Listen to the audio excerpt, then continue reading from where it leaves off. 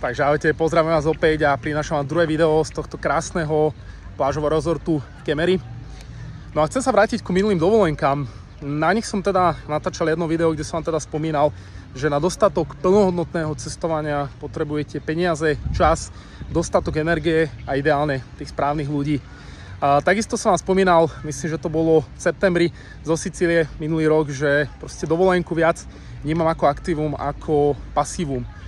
No a dnes vám chcem povedať iba toľko, že pokiaľ máte nejakú výzvu, problém, challenge a tak ďalej, nikdy ho nevyriešite na tej úrovni, na ktorej táto výzva alebo tento problém vznikol. Dám taký príklad, pokiaľ napríklad ste v pracovnom režime, niečo nestíhate, niečo riešite a tak ďalej, tak zoberte si, že tá kvalita riešení, ktoré budete mať počas toho pracovného tempa, kvalita riešení počas oddychu, dovolenky a tak ďalej bude niekde inde. A to sa mi podarilo doriešiť aj na tejto dovolenke. Tak drobná inšpirácia, majte krásny deň.